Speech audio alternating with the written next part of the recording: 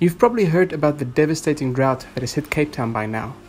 And with day zero looming closer, so many of you are worried about the future of Cape Town, and rightfully so.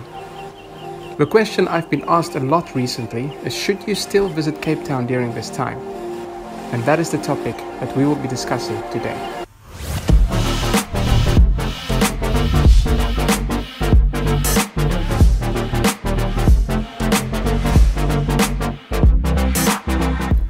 Hi everyone, Franjo here and welcome back.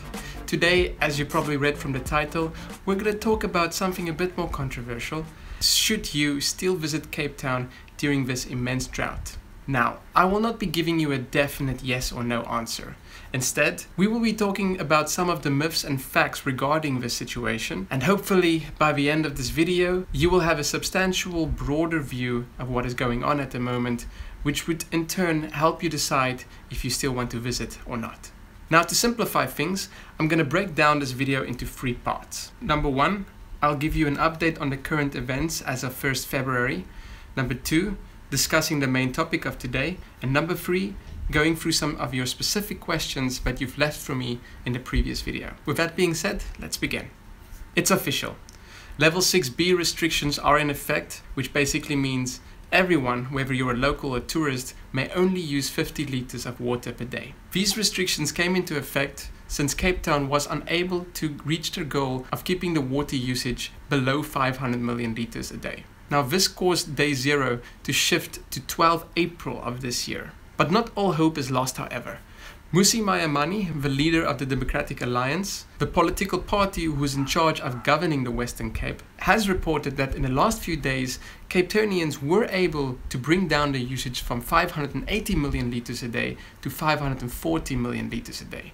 Now, even with this slight change, that pushed back the date of day zero a little bit to 16 April of this year. He also stated that if Cape Townians are able to bring down the water usage to only 450 million liters a day, day zero might be avoided. Now, this is 50 million liters a day less from what was reported last month. The challenge to bring the water usage down seems to be quite daunting as time goes by, but it's not impossible. He also announced that he was able to secure 67 million liters of water per day for 60 days from February this year. This supply will come from the Palmy Dam. At the same time, he also said that the drilling for aquifers has been accelerated and the desalination plants will continue as planned. However, JP Smith, a member of the Mayoral Committee of Safety and Security Aid, did state that if day zero is declared, 75% of the water networks in Cape Town will be shut down and people will be allocated 25 liters of water per day at dedicated PODs or points of distribution. He also stated that the day zero scenario could be as little as a few days, a few weeks, or if they do not see any significant water savings, it could last as long as 3 months. So, our main topic. Should you still visit Cape Town during this time? Let's look at the facts and the myths regarding this. Fact. More people in Cape Town will result in more water usage. There is no way around this. It is going to happen. Myth. Decreasing tourism in Cape Town will save water. Now, why do I say this is a myth? Tourism is a key economic driver in the West Cape province, with a total of 3.4% of the city's population being visitors throughout the year. International tourists make up only 1% of Cape Town's population during peak season, but supports more than 300,000 jobs. The Cape Town's tourism sector contributes to 7.5% of the city's gross domestic product, or the GDP. Now, that is roughly 20 billion rand. And this in turn helps all the current water saving projects, like the construction of the desalination plants and the expansions of the aquifers, which, may I add, is extremely expensive to build.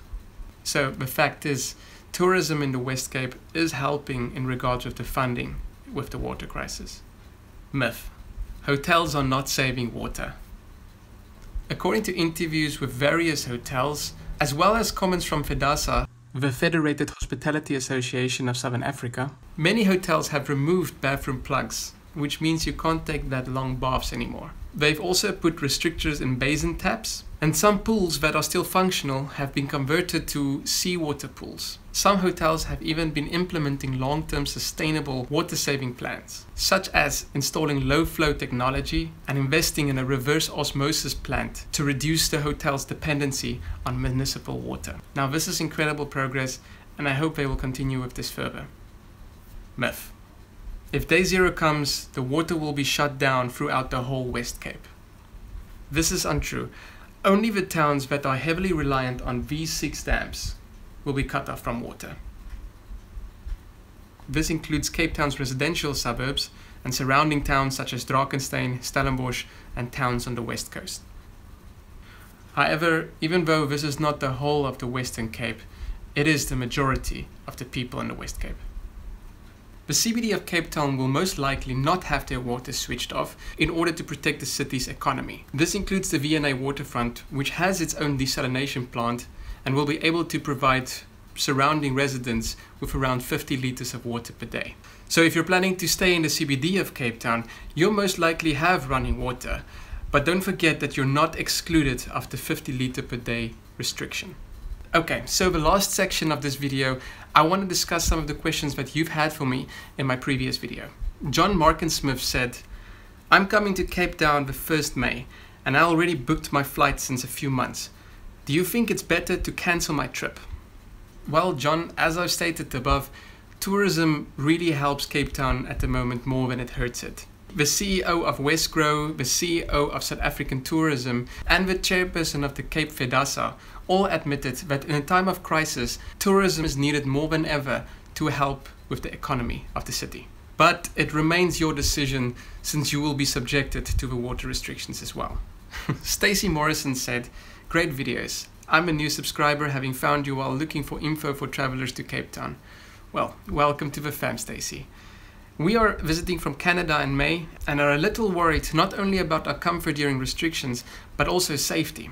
Can you comment on current or predicted protests or violence? Will people who appear wealthy be targeted, since there have been reports of some, as you mentioned, ruining it for others?